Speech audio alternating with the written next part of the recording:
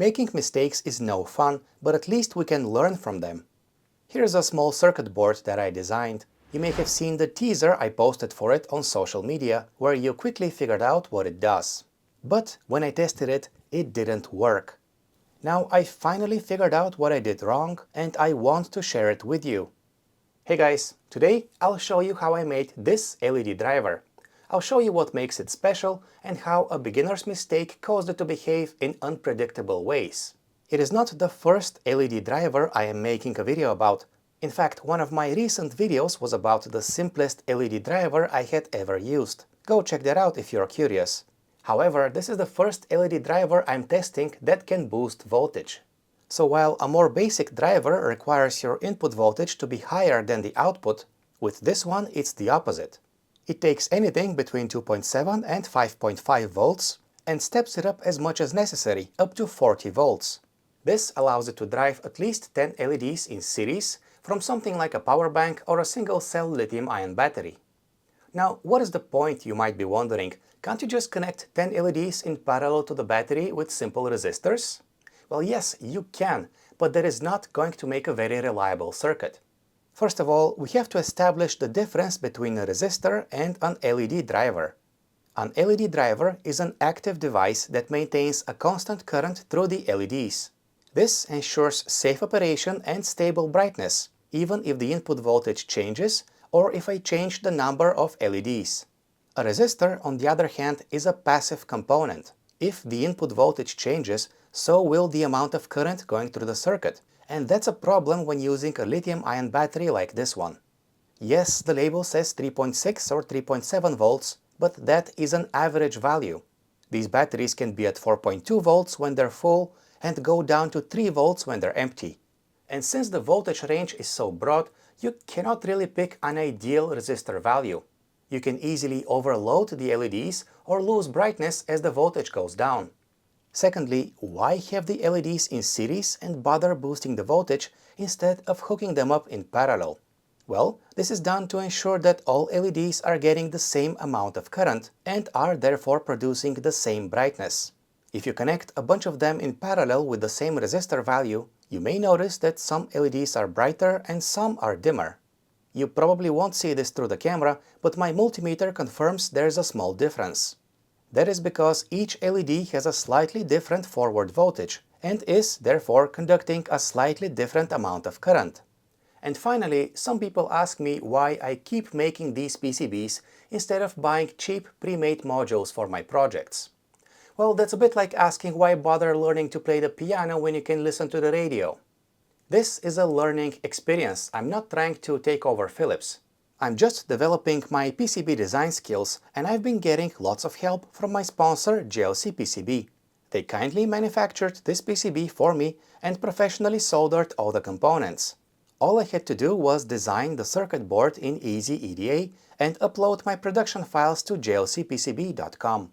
A week later, I got the PCBs in the mail and they looked great, just as expected. If you need a professionally made PCB for your project, you can get 5 pieces for as little as $2. For complex applications, there's a generous discount on 6-layer PCBs, and check this out, VIA InPad is available at no additional cost, which helps you make smaller and tightly packed PCBs. And if you think green PCBs are boring, JLC PCB lets you add full-color graphics to your design. How cool is that? So if you're a hobbyist or a professional who needs a high-quality circuit board at a low cost, check out JLC PCB at the links in the description and get free coupons. And now back to the project. This driver is based on a single chip, the PAM2841. The datasheet has all the information you would expect, including typical application circuits and a circuit board layout example. This section was also helpful. It explains how to pick key components like the inductor, the diode, and the capacitors that form the step-up voltage converter in the circuit. The output current, which can be set up to 40 mA, is determined by the value of this resistor over here. On the first version of the circuit board, I included several resistors, which I could switch between using pin headers and a jumper. I also included pin headers for the enable pin and the pin that lets me control the brightness using PWM. I designed the circuit and laid out the PCB using Easy EDA. If you've never tried it, there is free and easy to use PCB design software that runs in your web browser. It is pretty good. After the PCBs arrived in the mail, I started testing the driver. It worked for a while, but something wasn't quite right. Simply having my hand close to the PCB or touching the pin headers made the LEDs flicker. The one in the middle is the enable pin. Applying the input voltage to it turns the driver on. And the third pin is for controlling the brightness with a PWM signal. It is connected to the gate of a MOSFET on the PCB. The first fix I tried was to add a pull-down resistor between ground and the gate of the MOSFET. This didn't change anything, unfortunately, so I thought there must be an issue with my PCB design. So I started over. I simplified the PCB, changed a few components like the inductor and the diode, and tried to follow the example layout more closely. Another week later, the revised PCBs arrived, but frustratingly, they had the same issue. And then it hit me. Maybe the enable pin also needs a pull-down resistor. And I was right. This took care of the issue and the driver began working flawlessly. But what is a pull-down resistor? When do you need it and what is it pulling? Well, let's say that you want to use a MOSFET to turn these LEDs on and off.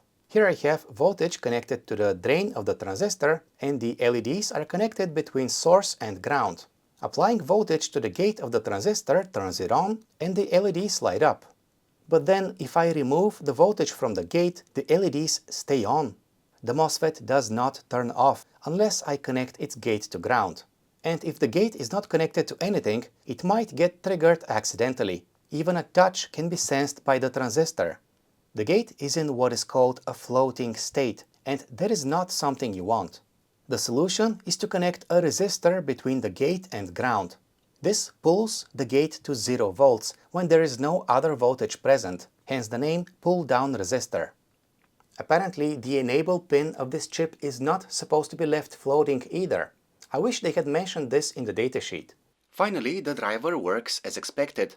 The datasheet says that it can drive 10 or more LEDs. The maximum in my case was 14 LEDs, at 20 mA and output voltage of about 40 volts. I got 15 LEDs to light up, but the driver could not deliver the full current. You can drive fewer LEDs if you want to. If you do, the driver will set the output voltage accordingly to hit the set amount of current. According to the datasheet, you can also drive 2 or more rows in parallel. This will work, but you have to be careful because the current will most likely not be distributed equally.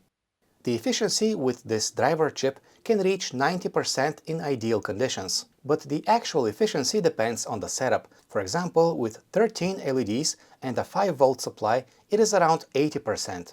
That is still pretty good, and nothing on the PCB seems to be heating up too much. Keep in mind that as the input voltage goes down, so does the efficiency. Speaking of which, we can now test how low the input voltage can go.